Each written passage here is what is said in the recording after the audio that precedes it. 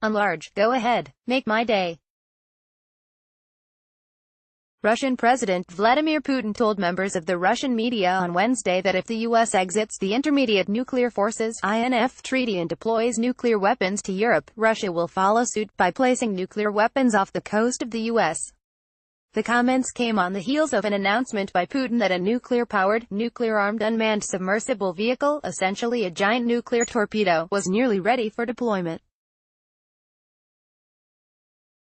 The Russian president said the first submarine equipped to carry it would be ready as soon as this spring. If they create threats to us, they should be aware of the potential consequences, so that they will not accuse us of unnecessary aggressiveness or whatever later, Putin said in comments following his February 20 address to Russia's Federal Assembly. They have announced their decision, he said, referencing President Donald Trump's decision to withdraw from the INF Treaty. We know what can follow it. We tell them, do the maths. Can you count? So, do it before making any decisions that would create additional threats to you. To make that point clearer, Putin gave some of the numbers for the maths. First, he would put nuclear-armed missiles on submarines or surface ships. At a speed of Mach 9, these missiles can strike a target more than 1,000 kilometers away, he explained. Under the law of the sea, the exclusive economic zone is defined at some 400 kilometers or 200 miles. Do the maths. The distance of 1,000 kilometers at Mach 9. How soon, in how many minutes, can these weapons reach their targets? Just compare. The flight time to Moscow is between 10 and 12 minutes. How long would it take to reach the decision-making centers that are creating threats to us? The calculation is not in their favor, at least, not today. Putin acknowledged problems between the U.S. and Russia, but he blamed the U.S. government for creating even more problems. Is there any harsh confrontation between two world systems, as it happened during the Cold War? Absolutely not. Yes, we do have mutual complaints and different approaches to problems, and the complaints are mutual. But this is no reason for aggravating this to the level of the Cuban Missile Crisis of the 1960s. Anyway, I think we do not want this. If somebody else wants this, they can do it. I have said today what will follow. Let them make their calculations.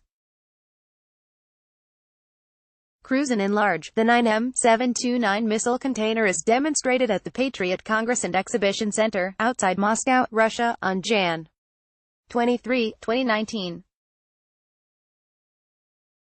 The Russian 9M729 SSC-8 land-based cruise missile, contrary to the allegations of the United States, does not fall under the Intermediate Range Nuclear Forces Treaty, according to senior Russian officials. Xinhua, by Shwechi. During his speech to the Federal Assembly, Putin stressed that the United States' unilateral withdrawal from the INF Treaty is the most urgent and most discussed issue in Russian-American relations. He accused the U.S. of making far-fetched accusations about Russia violating the INF Treaty with land-based cruise missiles to justify their unilateral withdrawal from the treaty. The U.S. government has made several claims of Russian violations of the INF, particularly focusing on ground-launched cruise missiles. That's what the U.S. military refers to as the SSC-8, thought to be a modification of a sea-launched or air-launched cruise missile already in the Russian inventory. Under the INF, missiles carried by mobile ground launchers must have a maximum range either of less than 1,000 kilometers, roughly 600 miles, or more than 5,500 kilometers, 3,400 miles. The SSC-8, now deployed, is reported to have a range of as great as 2,500 kilometers, 1,550 miles, within the band range window. That has prompted the White House to declare that Russia is in violation of the INF Treaty, triggering President Donald Trump's declaration that the U.S. would withdraw from the treaty as a result. For its part, Russia has argued that the U.S. Aegis Ashore systems, the anti-ballistic missile installations that the U.S. has positioned in Romania and Poland, are a violation of the INF Treaty. While the Aegis facilities are not currently equipped or configured to launch, the Russian Foreign Ministry has argued that the facilities could be used to launch Tomahawk cruise missiles. The U.S. Navy retired the Tomahawk Land Attack Missile nuclear (TLAMN) from service during the Obama administration, but there has been discussion of introducing a new, improved nuclear Tomahawk. Putin also called out the U.S. development of targets for ballistic missile defense testing as an INF violation. First, the Americans began developing and using medium-range missiles, calling them discretionary target missiles, for missile defense, he said in his speech to the Federal Assembly. Then they began deploying Mk-41 universal launch systems, the launchers used by Aegis Ashore, that can make offensive combat use of Tomahawk medium-range cruise missiles possible.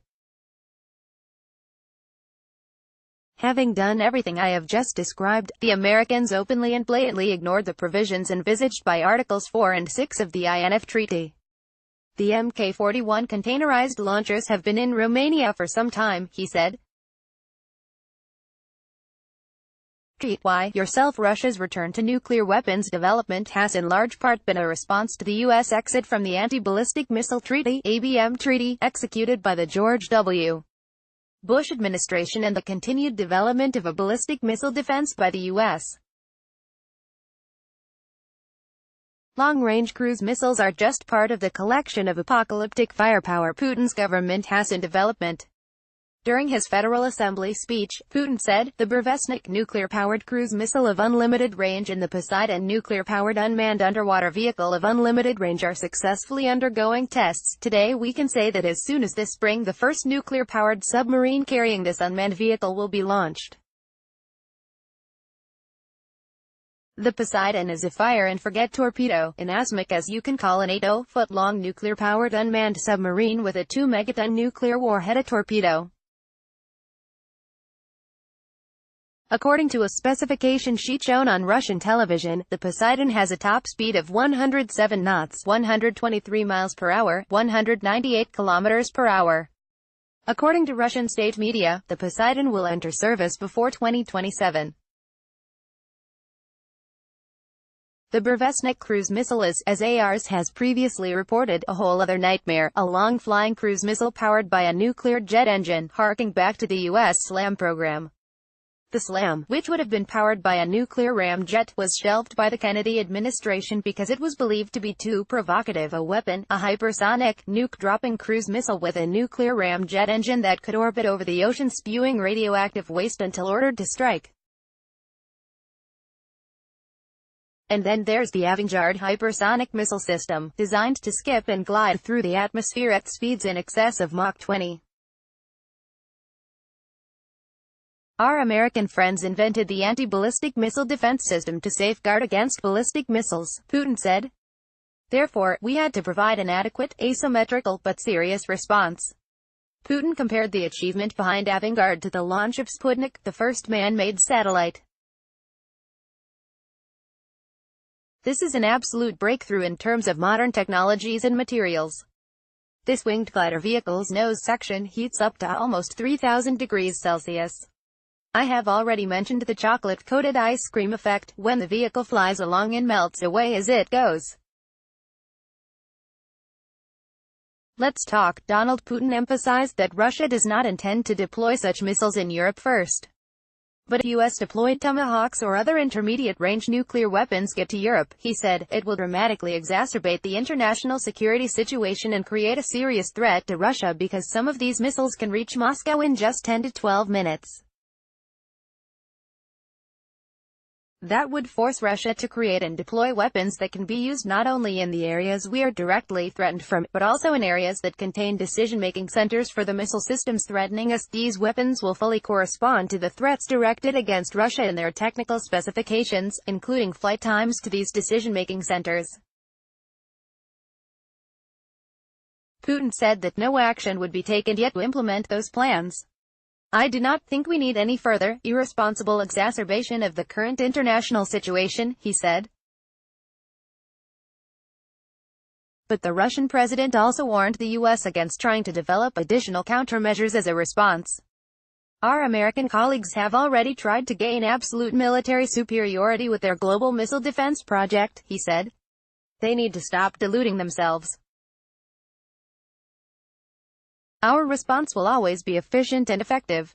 The countering of U.S. military posturing, which Putin described as a complete dismantling of the international security architecture that took shape over the past decade, all while referring to Russia as almost the main threat to the USA, is but one component of Putin's plans to reassert Russia's power in the world. Putin identified his goals as a unified society, people being involved in the affairs of their country, and a common confidence in our power, that plays the main role in reaching success. And we will achieve this success by any means necessary.